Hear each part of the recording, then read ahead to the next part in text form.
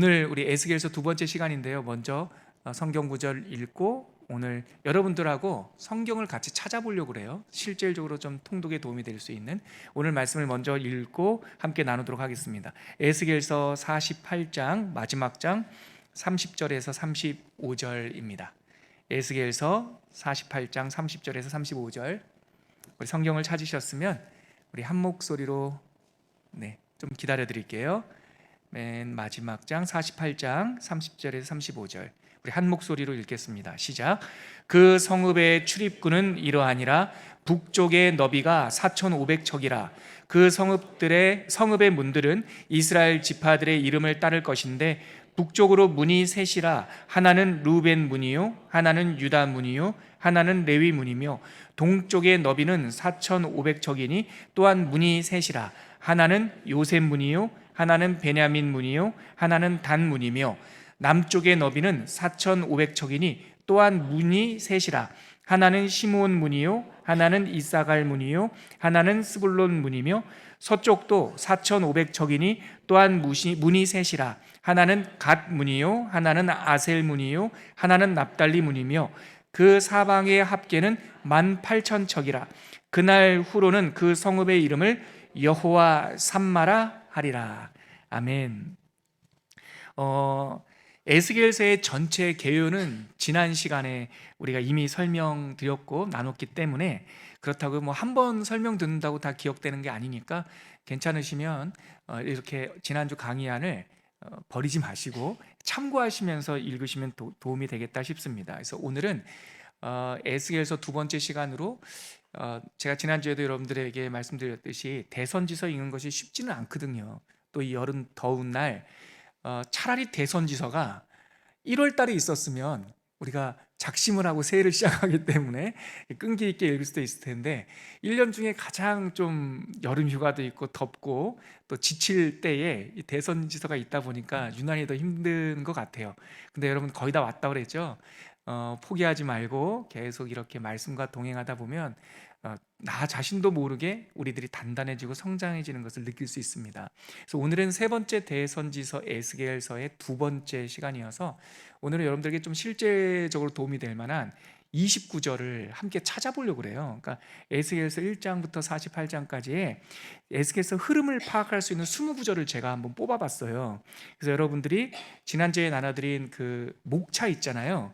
에스겔서가 총 5부로 구성되어 있다고 제가 목차 정리해드렸죠. 그거랑 14가지의 잡혀온 지 몇 년, 몇 월, 몇 해라고 하는 14번의 연대 이정표가 있다고 했는데요. 그거 버리지 마시고 그걸 보면서 또 오늘은 20가지의 구절을 함께 찾아보면 이게 좋은 건지 안 좋은지 모르겠는데요.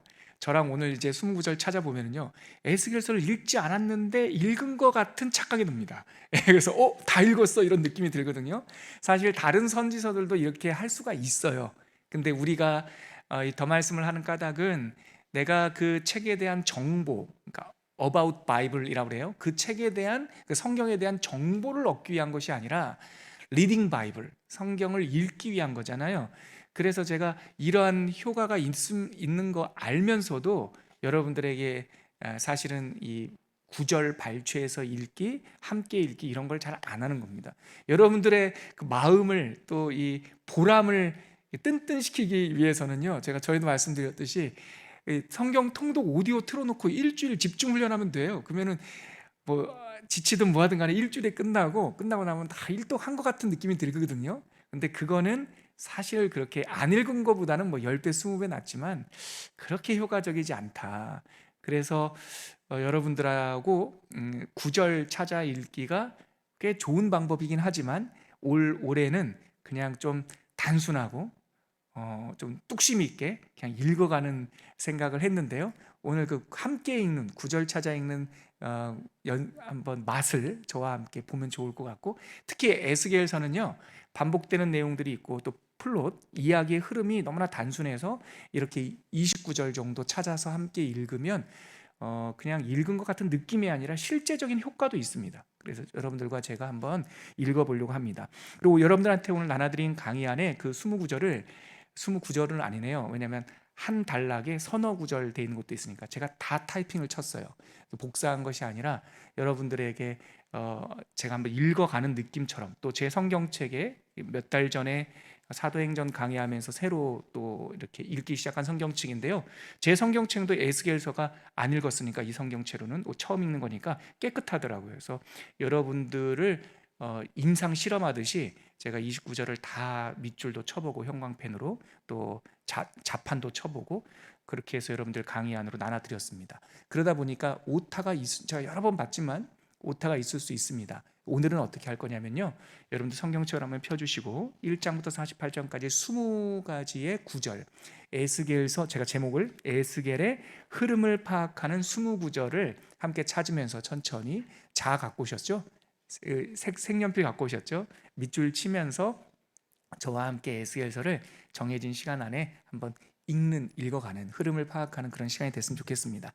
강의 안에 그리고 참고가 될 수 있는 그 에스겔 성전, 환상 가운데 본 성전이에요. 실제 있었던 건 아니고 에스겔서의 조감도가 인터넷에 보니까 잘 만들어진 그 로고스 바이블이라고 하는 회사에서 조감도처럼 입체로 잘 만들어진 게 있어서 여러분들 강의 안에 담아드렸는데요. 저 다시 한번 보시겠어요?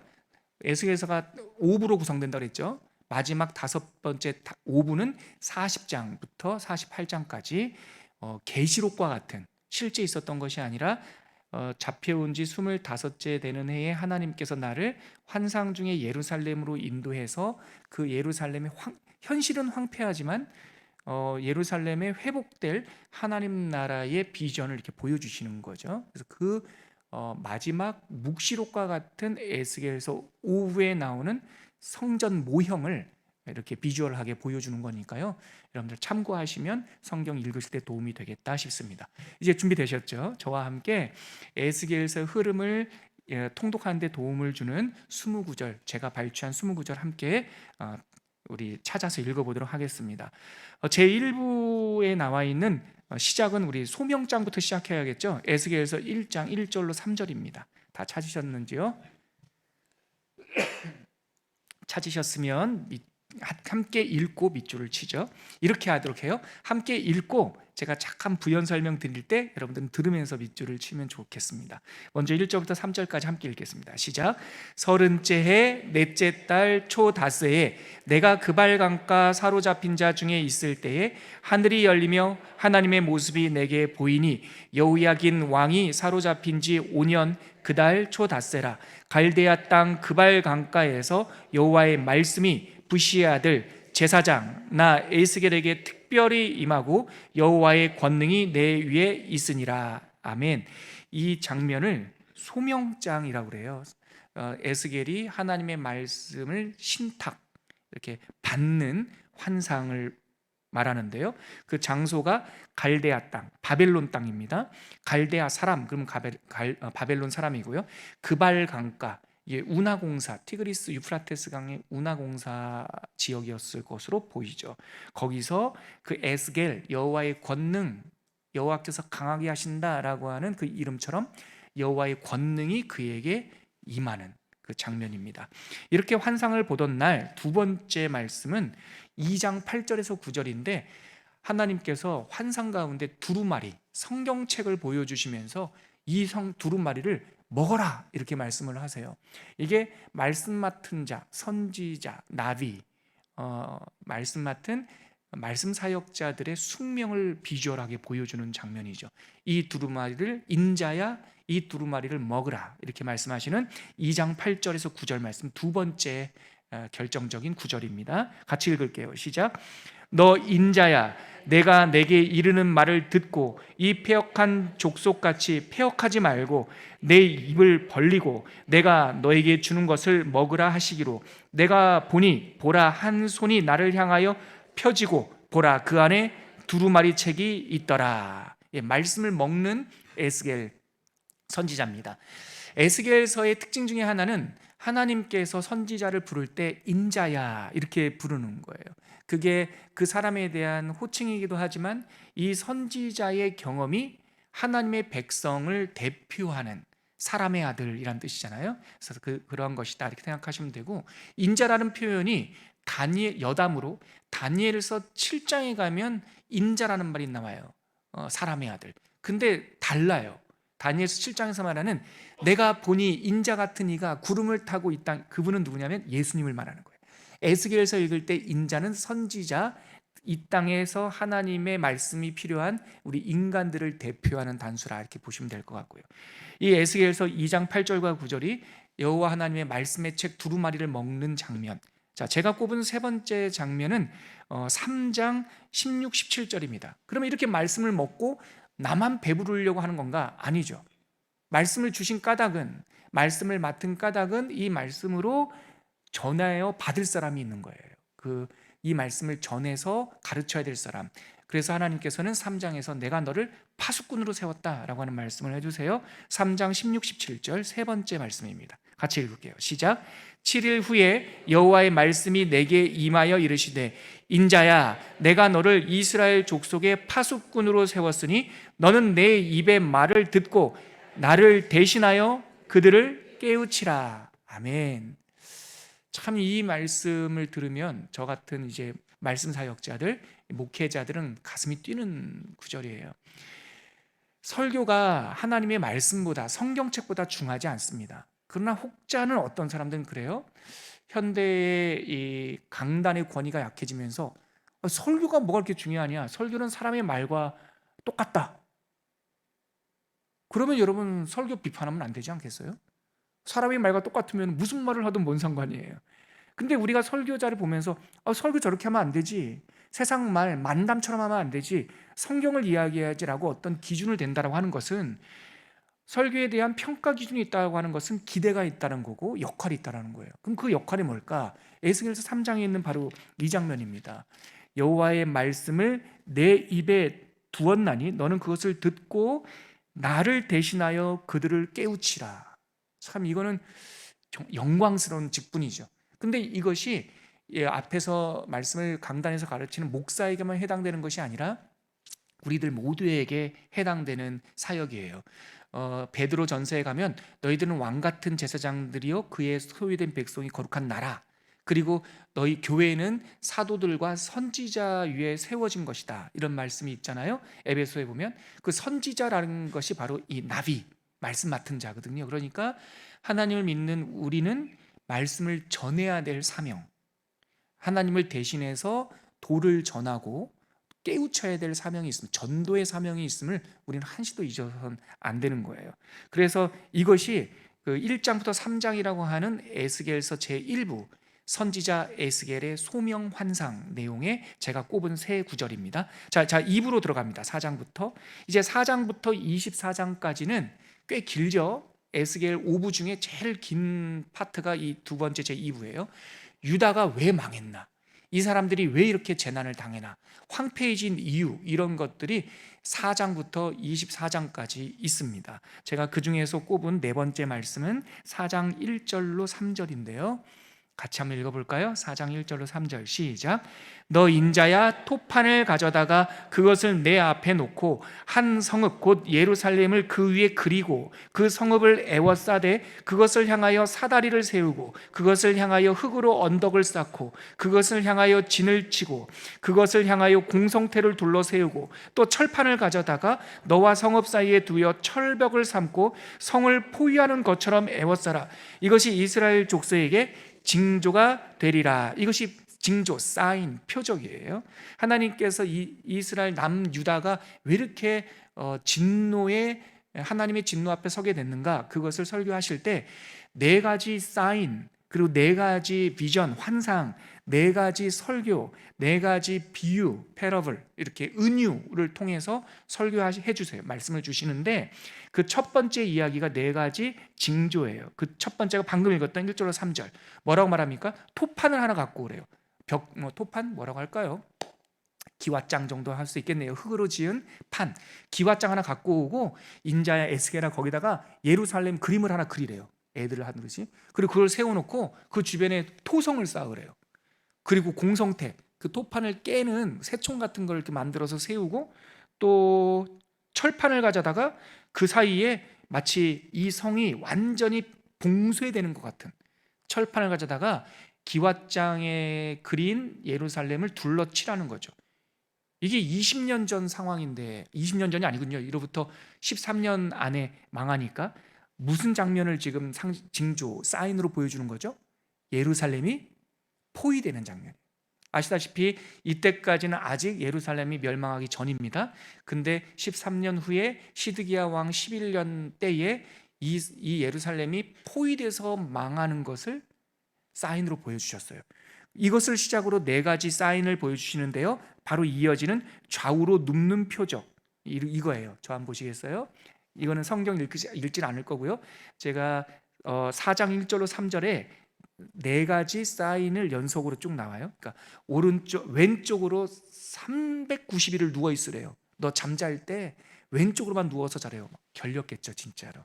근데 선지자는 그렇게 불편해도 그 행동 설교 사인이니까. 그리고 다시 오른쪽으로 40일을 누워서 자래요. 그러니까 왼쪽으로 40일 누워 자는 것은 부왕국 이스라엘의 죄악의 날을 상징하고, 오른쪽으로 40일을 누워 자는 것은 남왕국 유다의 죄악을 상징한다. 이렇게 징조를 보여주셨고, 세 번째가 부정한 떡. 그렇게 390일 동안 왼쪽으로 누워 있을 때 밥을 먹는데 똥으로 구워 먹으래요. 뭐 이게 무슨 말일까? 여러분, 그 열대 지역에 가면 초식 동물이 배설한, 그 코끼리 같은 짐승이 배설한 그 배설물은 그 안에 섬유질이 많아서 그걸로 불을 피우는 거 아시죠?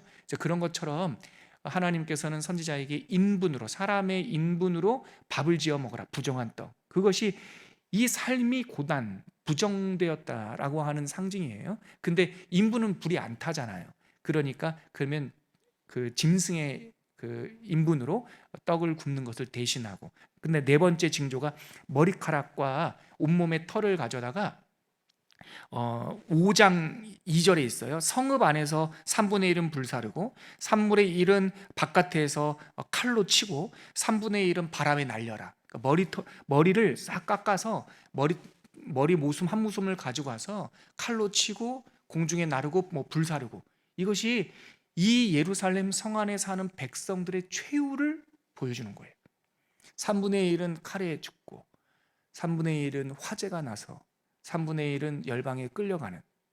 근데 이게 이 13년 후에 일어날 예루살렘, 예레미야 애가에서 말하는 예루살렘 성이 불타고 예루살렘 성의 사람들이 학살을 당하고 그 중에 백성들이 끌려가는 그 모습을 벌써 10몇 년 전에 예언으로 보여주신 거죠. 이것이 바로 남왕국 유다에 대한 하나님의 설교 4가지 표적에 대한 내용입니다. 그 중에 저희가 지금 하나만 읽어봤어요. 제가 이 대목에서 또 꼽은 말씀은 8장, 지난주 본문이죠.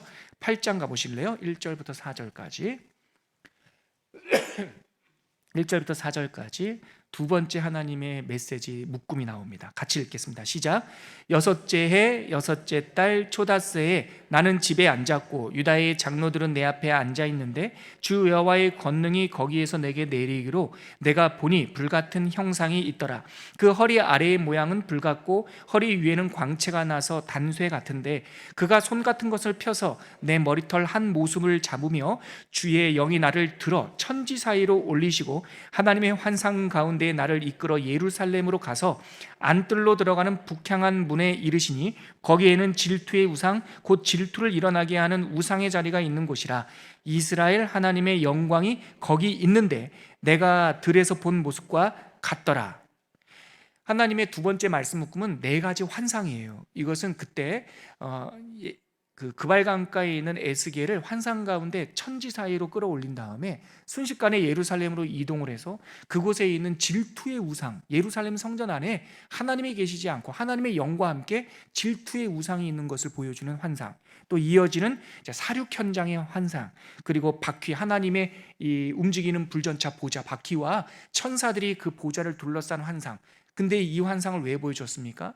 이 하나님의 보좌가 예루살렘, 우상이 있는 그 예루살렘을 떠나는 환상을 보여줘요. 그리고 4번째 25명의 악한 통치자들이 나와서 백성들을 괴롭게 하는 환상, 그게 8장서부터 11장까지 쭉 나오는 말씀 묶음이에요. 그리고 이 4가지 환상이 끝나면 12장부터 4가지 이제 설교가 나오는데요, 제가 꼽은 말씀은 12장 3절입니다. 6번째 말씀 12장 3절 한번 찾아볼래요?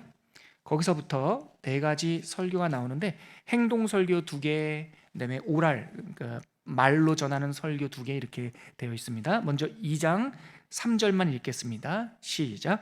인자야 너는 포로의 행장을 꾸리고 낮에 그들의 목전에서 끌려가라. 내가 내 처소를 다른 곳으로 옮기는 것을 그들이 보면 비록 반역하는 족속이라도 혹 생각이 있으리라. 설교인데요, 목사님 이사 가고 있는데요, 선지자. 네, 이사 가는 거예요. 근데 이게 행동 설교라고 그래요.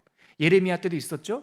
그러니까 행동 설교를 통해서 대낮에 행장을 꾸려서 이사 가는 모습을, 그러면 사람들이 묻겠죠. 장로들 말고 지금 선지자가 말씀을 받아서 사역하는 내용을 모르는 일반 성도들은 에스겔 지금 어디 가는 거예요? 나 이사 갑니다. 아니, 포로가 이사 간다는 게 말이 돼요? 실제로 이사 간다는 게 아니라 이사 가는 행동을 하는 거예요. 그러면서 저 모습을 보면 지금 끝끝내 하나님의 말씀에 순종하지 않고 애굽과 연합하고 또 옆에 결국 배신하게 될 주변 사람들과 연합해서 바벨론의 이 통치를 거부하려고 하는 이 남한국 유다 사람들이 혹 생각이 있으리라. 결국은 잡혀올 것이다. 이스라엘 남한국 유다가 포로로 잡혀올 것이라는 것을 행동 설교로 보여주고요. 여기서 근데 근심하는 막 괴로운 행동 설교를 막 머리에 띠를 메고 끙끙 앓거든요. 애간장이 타요. 그것을 통해서 행동 설교해 주시고, 그리고 세 번째 설교는 스마야를 비롯한 이 포로로 잡혀온 땅에서 거짓 선지자들이 있었어요. 그리고 예루살렘에 아직 망하기 전에 화평하다 화평하다, 머리에 입에 먹을 것만 주면은 복 받을 거야 했던 거짓 선지자들에게 세 번째 설교를 하고요. 이제 네 번째 설교는 장로들, 이스라엘의 리더들에게 어떻게 이스라엘 백성들, 남한국 유다 백성들을 이끌 것인가라고 하는 네 번째 이 버벌 설교, 이 언어 설교를 하죠. 이것이 바로 12장부터 시작되는 세 번째 말씀 묶음. 네 번째 말씀 묶음은 네 가지 비유입니다. 15장에 있어요. 일곱 번째 제가 선택한 본문인데요. 15장 6절입니다. 15장 6절 같이 찾아볼까요? 같이 읽을까요? 시작. 그러므로 주 여호와께서 이같이 말씀하셨느니라. 내가 숲을 가운데 있는 포도나무를 불에 던질 땔감이 되게 하는 것 같이 내가 예루살렘 주민도 그같이 할지라. 이거 비유의 시작입니다. 비유는요, 뭐뭐 같이, 뭐뭐처럼이라는 표현을 써요. 그러니까 첫 번째 비유 설교는 땔감으로 던져버리는 포도나무 비유예요. 하나님께서 포도나무는 이스라엘을 상징해요. 감람나무도 하나님의 영광을 상징하고, 그래서 포도나무가 수풀에 있고, 그러니까 아직까지 푸르렀어요. 쓸만했어. 근데 하나님께서 그거를 다 잘라서 불에, 화목으로 던져버릴 것이다라고 하는 환상, 비유. 그리고 두 번째는 결혼과 배신 비유. 피덩이 같은 아이를 하나님께서 불쌍히 여겨서 씻기고 잘 키웠더니 준수한 처녀가 되어서 하나님께서 그 아이와 함께 살기를 원했는데 그 아이가 이스라엘을 상징해요. 다 크더니 바람나서 돌아다닌다, 뭐 그런 비유가 있고요. 또 독수리 두 마리 비유, 북왕국 남왕국 비유고요. 그 메마른 포도나무, 결국은 처음에 포도나무는 풍성한 수풀에 있던 것을 잘라서 불에 던졌는데 마지막 비유에 가면 그냥 사막에 내뒹굴어져서 바싹 말라버린 포도나무 비유를 보여줘요. 이것이 이스라엘의 역사를 단편으로 보여주는 네 가지의 그러니까 따로 비유 같지만 이것이 이스라엘의 모습을 보여주는 하나의 패러블이었던 거예요. 은유 비유였던 거예요. 자, 여덟 번째 말씀은 24장 가볼게요. 24장. 그래서 하나님께서 무슨 말씀해 주시냐면 24장 1절로 3절까지 말씀 찾으셨죠? 같이 읽어볼게요. 시작. 아홉째 해 열째 달 열째 날에 여호와의 말씀이 내게 임하여 이르시되 인자야 너는 날짜 곧 오늘의 이름을 기록하라. 바벨론 왕이 오늘 예루살렘에 가까이 왔느니라. 너는 이 반역하는 족속에게 비유를 베풀어 이르기를 주 여호와께서 이같이 말씀하시기를 가마를 하나 걸라, 이렇게 말씀하셨어요. 이게 뭐냐면 지금까지 나왔던 네 가지 표적, 환상, 설교, 비유의 말씀 묶음을 결론적으로 24절에 가면 이제 이렇게 뭐라고 해야 되나, 이렇게 모아요. 결론, 랩업이라고 하는데 이렇게 딱 결론으로 하나 딱 모으는 거예요. 녹슨 가마의 행동 비유 설교를 하는 거예요. 가마를 하나 거는데 그 가마가 녹슬었어요. 쓸 수가 없어요. 근데 그곳에다가 고기를 넣고 팔팔 삶아서 24장 11절, 우리 본문에 있지는 않지만, 제가 선택한 부분은 아니지만 11절에 보면 가마가 빈 후에는 자막 한번 보여주시겠어요? 혹시 가능하면 24장 11절입니다. 가마가 빈 후에는 숯불 위에 놓아 뜨겁게 하여 그 가마에 놋을 달궈서 그 속에 더러운 것을 녹게 하며 녹이 소멸되게 하리라. 녹이 소멸되게 하리라. 하나님의 희망 메시지예요. 결국은 이렇게 하나님께서 진노하고 설교하고 보여줘도 사람들이 안 될 거야. 그러나 하나님께서 이 녹슨 놋가마 같은 이 이스라엘을 나중에 뜨거운 불, 이 고난과 시련을 통해서 그 안에는 녹을 싹 지워버릴 것이다. 그 말씀을 24장에 암시하고 계시죠. 그렇게 해서 가장 긴 4장부터 24장까지의 남한국 유다를 향한 하나님의 메시지 단락 2부가 끝나고 이제 3부가 시작되는데요. 3부는 뭐죠? 이제 이 남한국 유다를 둘러싼 주변 나라들의 심판 이야기죠. 먼저 제가 그 중에는 반복되는 내용이 많아서 세 구절만 딱 살펴보시면 좋을 것 같아요. 자, 2부 넘기기 전에 한번 복습 한번 할까요? 가장 큰 단락 4장부터 24장 하나님의 말씀 묶음이다. 네 가지 묶음이 있죠. 첫째, 네 가지 뭐였죠? 네 가지 사인, 징조, 표적, 네 가지 환상, 네 가지 설교, 네 가지 비유. 24장에 가면 녹슨 가마에서 녹을 싹 제어하는 모습으로 지금까지 말씀하셨던 모든 설교를 딱 정리하고 계신다. 그러면서 25장 딱 들어가니까 이제 열방, 니네들도 마찬가지야, 이 의리 없고 고약한 녀석들아 하면서 열방 심판 설교가 나오는데 25장 1절 2절입니다 찾으셨으면 같이 읽을게요. 여호와의 말씀이 또 내게 임하여 이르시되 인자야 내 얼굴을 암몬 족속에게 돌리고 그들에게 예언하라. 첫 번째, 여기서부터 암몬, 모압, 에돔, 블레셋, 이 네 나라가 나오는데요. 저 한번 보시겠어요? 이렇게 묶어놓는 이유가 뭘까 보니까 이게 유다를 중심으로 동쪽 나라, 서쪽 나라들이더라고요. 이렇게 암몬, 모압, 에돔, 블레셋이 끝난 다음에 26장에 가니까 두로와 시돈에 대한 내용이 나와요. 두 번째 26장 1절과 2절입니다. 한 장 넘기셔서요. 10번째 말씀 같이 읽을게요. 시작. 11째 해 어느 달 초하루에 여호와의 말씀이 내게 임하여 이르시되 인자야 두로가 예루살렘에 관하여 이르기를 아하 만민의 문이 깨져서 내게 돌아왔도다. 그가 황폐하였으니 내가 충만함을 얻으리라 하였도다. 26장부터는 이제 두로와 시돈, 그는 북쪽에 있는 나라들이에요. 그런데 두로를 꾸중하면서 하나님이 하시는 말씀이 두로가 남이 잘못되는 거를 자기가 잘 되는 기회로 삼고 있다, 그 뜻이에요. 두로가 생각하기로 아하 만일의 문이 깨어졌다, 즉 예루살렘의 성문이 깨어졌으니 그 이익이 나한테 올까? 이제 나한테 이 팔레스타인 땅의 헤게모니가 나한테 올까? 이렇게 좋아하고 있는데 두로 너 좋아하지 마라, 너도 죽는다. 이제 그 내용이에요 사실은. 그러니까 이스라엘이 망할 때 주변 사람들이 같이 애통해하는 것이 아니라 잘됐다 이 기회에 내가 한번 1등 해볼까? 두로가 그랬다는 거죠. 근데 이 모습이 누구하고 비슷하냐면 루시퍼하고 비슷해요. 그래서 이 두로에 대한 환상 중에 비유로 두로의 네 모습이 옛날에 하나님을 찬양하는 천사장이 있었는데 하나님의 보좌를 탐하다가 하나님만 없으면 자기가 하나님 될 줄 알다가 그러다 떨어지는 그 아침의 계명성 루시퍼와 똑같구나. 그러한 상징 비유가 나와서 우리는 그 옛날 하나님의 역사가 시작되기 전에 하늘나라에서 어떻게 천사가 타락했는가라고 하는 그 이야기, 감추어진 이야기를 어렴풋하게 볼 수가 있죠. 그게 두로가 하는 일과 똑같았다.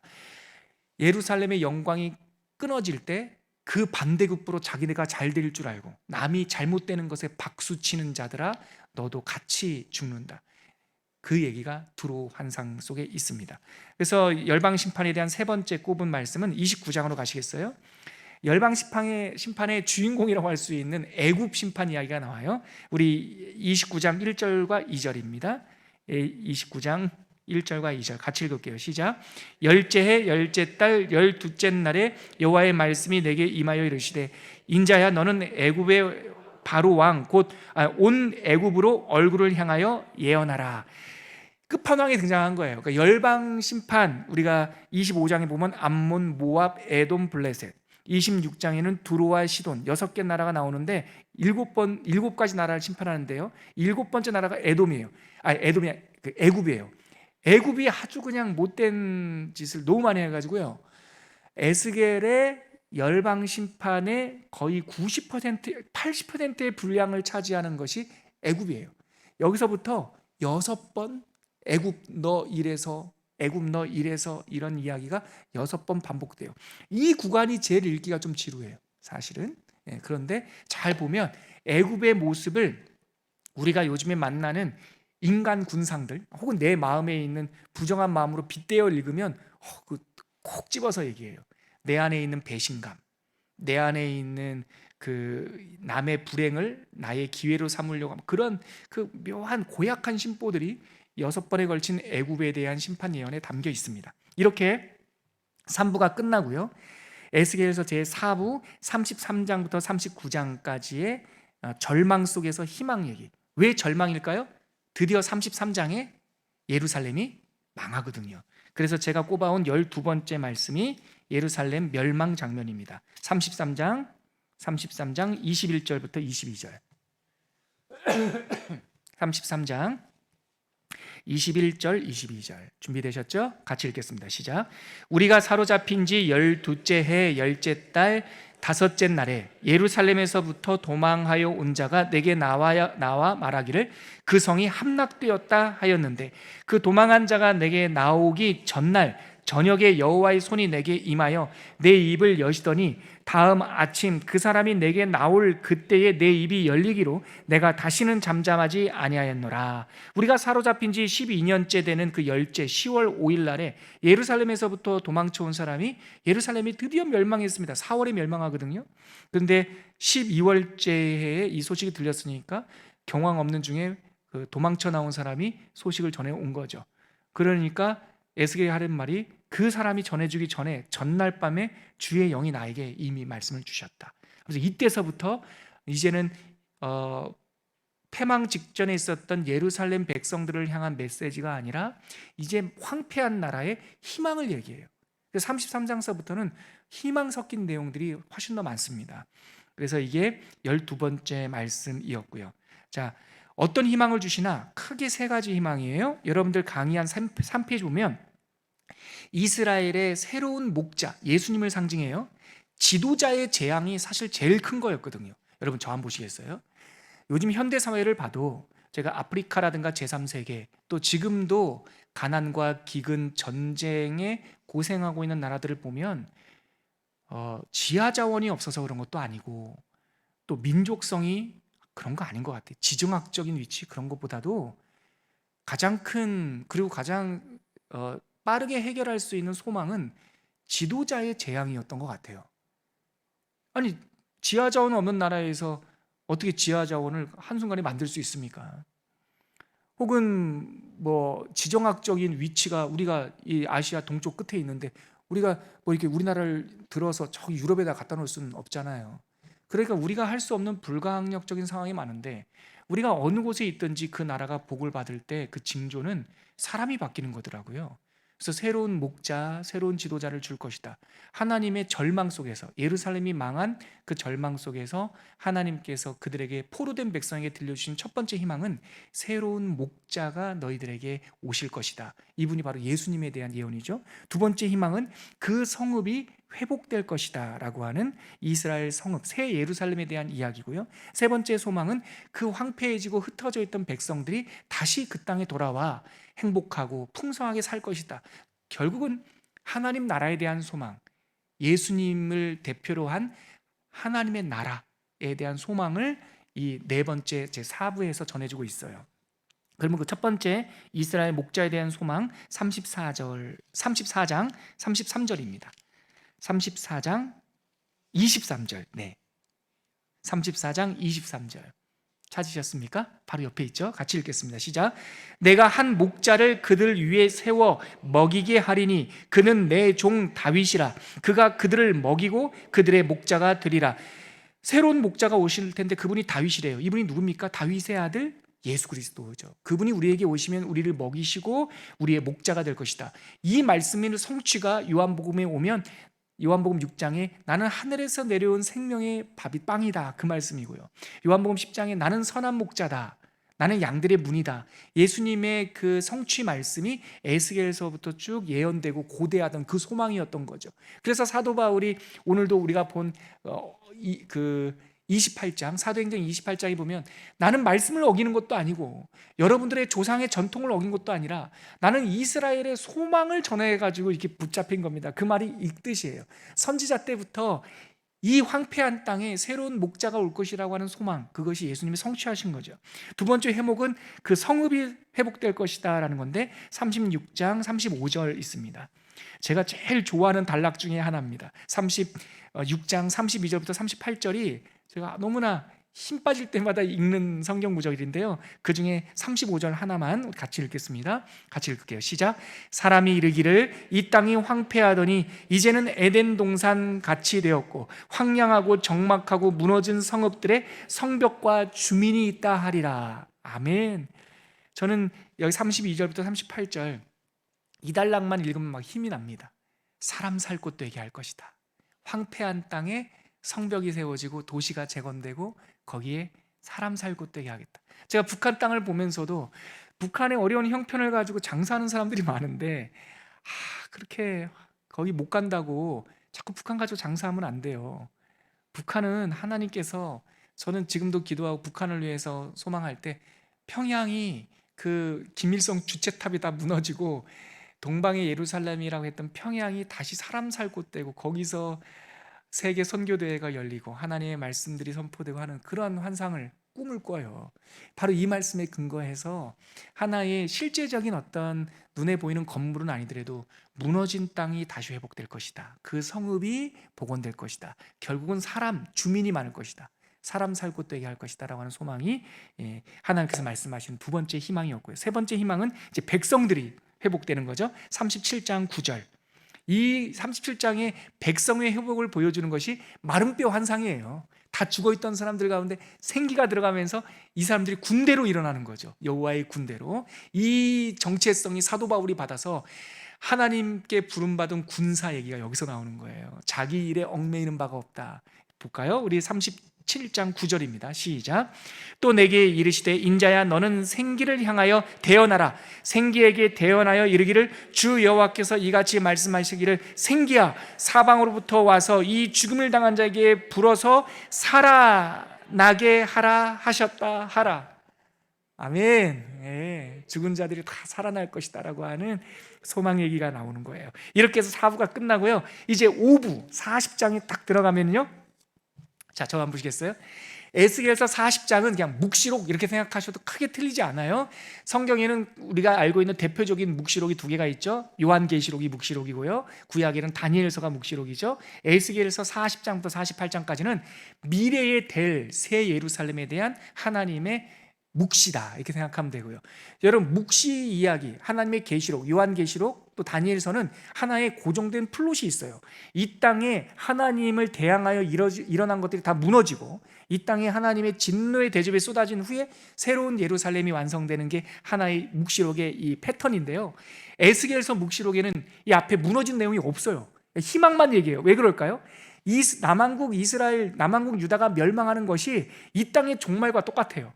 그러니까 남왕국 유다의 종말을 이 땅에 바벨탑이 무너지는 것으로 치고 40장부터 48장까지는 이제 새 예루살렘 희망만 얘기하는데 제가 그중에 5구절만 꼽아봤어요. 먼저 40장 1절, 하나님의 희망을 노래하는 묵시의 첫마디 40장 1절입니다. 시작. 우리가 사로잡힌 지 25째 해 성이 함락된 후 14째 해 첫째 달 10째 날에 곧 그날에 여호와의 권능이 내게 임하여 나를 데리고 이스라엘 땅으로 가시되. 하나님의 묵시록은 예루살렘을 보는 것이에요. 그래서 멸망한 지 14년째 되던 해에 하나님의 손이 에스겔을 붙잡고, 이날도 머리를 잡으셨는지 모르겠지만 그를 확 들어 올리셔서 예루살렘으로 가시는 거예요. 그래서 희망의 이야기는 황폐된 그 땅을 다시 재개발하시는, 다시 재건하시는 이야기예요. 새 성읍의 재건. 두 번째 말씀은 43장 4절 5절입니다. 43장 가볼까요? 43장 4절 5절. 같이 읽을게요. 43장 4절 5절 시작. 여호와의 영광이 동문을 통하여 성전으로 들어가고 영이 나를 들어 안뜰에 들어가시기로 내가 보니 여호와의 영광이 성전에 가득하더라. 그러니까 보세요. 포로로 잡힌 지 14년 되해 내가 사로잡힌, 자기가 포로가 된 지 25년째 되던 해 하나님께서 나를 예루살렘으로 환상 가운데 인도하셔서 예루살렘이 황폐하지 않고 성벽이 있는 성읍이 새 성읍이 됐다는 걸 보여주고 그 새 성읍이 됐다는 것 정 가운데 성전이 있는 거예요. 근데 오늘 읽었던 43장 4절과 5절 보니까 그 새 성전 안에 하나님의 영광이 들어가시는 거예요. 하나님의 영광이 떠났었지 않습니까? 예전에 20년 전에 그 20년 전에 떠난 불전차 하나님의 보좌가 다시 새 성전에 들어가는 모습을 환상적으로 보여주시죠. 환상으로. 그래서 47장 1절 가보실래요? 47장 1절에 가니까 그 성전을 측량하는 사람이 나와요. 측량을 했고 벌써 다 함께 따라가면서 측량을 했고 그 성전에서 물이 흘러나오는 환상을 보여줘요. 47장 1절 같이 읽을게요. 이게 18번째 말씀입니다. 시작. 그가 나를 데리고 성전 문에 이르시니 성전의 앞면이 동쪽을 향하였는데 그 문지방 밑에서 물이 나와 동쪽으로 흐르다가 성전 오른쪽 제단 남쪽으로 흘러내리더라. 그러니까 성전 문지방에서 물이 흘러 쭉 나와서 번제단을 만나는데 번제단을 넘을 수가 없으니까 오른쪽으로 싹 비틀어서 성전을 타서 남쪽으로 쫙 흘러가는 그런 환상을 보게 된 거죠. 근데 이 물이 처음에는 아시죠, 여러분? 발목, 무릎, 허리, 가슴 헤엄칠 정도 되는데 그렇게 물이 많아졌다라는 게 핵심이 아니고 9절이에요. 47장 9절. 이 물이 도대체 어떤 물이냐? 47장 9절 19번째 말씀입니다. 시작. 이 강물이 이르는 곳마다 번성하는 모든 생물이 살고 또 고기가 심히 많으리니 이 물이 흘러 들어가므로 바닷물이 되살아나겠고 이 강이 이르는 각처에 모든 것이 살 것이며 성전에서 나오는 물이 이 생수가 죽어있는 모든 것을 살려내는 환상이죠. 이것을 요한복음 7장에 예수님께서 완성하셨죠. 누구든지 목마르거든 내게로 와라. 내게로 오는 자는 성경의 이름처럼 그 배에서 그 문지방에서 생수가 흘러나오리라. 이것은 무엇을 가리키는 거예요? 성령 하나님을 가리키는 거예요. 그러니까 성령 하나님의 강림 사건은 죽은 영이 소생하는 거예요. 성령이 역사하시면 죽은 자들이 소생하는 거죠. 그래서 이렇게 19가지 말씀을 읽었고요. 이렇게 새 성읍, 새 예루살렘, 새 성전, 거기에 하나님의 영광이 임재하고 거기서 생수가 콸콸콸 흘러 넘치는 모습을 보고 이 환상의 맨 마지막 장면이 오늘 우리가 읽었던 48장 35절 마지막 20번째 말씀입니다. 48장 35절 같이 읽겠습니다. 시작. 그 사방의 합계는 18,000척이라. 그날 후로는 그 성읍의 이름을 여호와 삼마라 하리라. 그러니까 지금 이 성읍이 뭡니까? 새 예루살렘이잖아요. 이 새 예루살렘의 신도시, 새롭게 재건된 이 예루살렘을 이제는 예루살렘 평화의 땅이라고 하지 않고 여호와 샴마라 할 것이다. 어떻게 해야지 샬롬이 임합니까? 여호와께서 함께 하시는 일이죠. 그래서 제 히브리어 성경을 보면 진짜 여호와 샴마 이렇게 돼 있어요. 여호와 샴마. 그러니까 하나님께서 there, 거기 계시다라는 뜻이죠. 근데 하나님께서 거기 계시다라는 말씀을 또 성취하신 분이 누굽니까? 예수님이에요. 보라, 처녀가 잉태하여 아들을 낳으리니 그 아이의 이름을 뭐라고 하리라? 임마누엘이라 하리라. 임마누엘이 뭡니까? 하나님께서 우리와 함께 하신다라는 거죠. 성육신 사건, 우리와 함께 거하신 사건. 많은 사람들이 예수님께 물었어요. 하나님 나라 어디 옵니까? 예수님께 대답하셨습니다. 하나님의 나라는 여기 있다 저기 있다고도 못하리니 among you, 너희들 가운데 하나님의 나라가 있다. 우리 속에 있다는 뜻이 아니에요, 여러분. 이 뜻이 이게 엔토스라고 하는 헬라어를 쓰는데 그 말은 네 속에, 네 마음속에 하나님의 나라가 있다는 것이 아니라 그 정황이래요. 제사장들과 서기관들과 바리새인들이 예수님을 둘러쌌어요. 말만 하면은 하나님 나라 그러는데 하나님 나라가 언제 옵니까?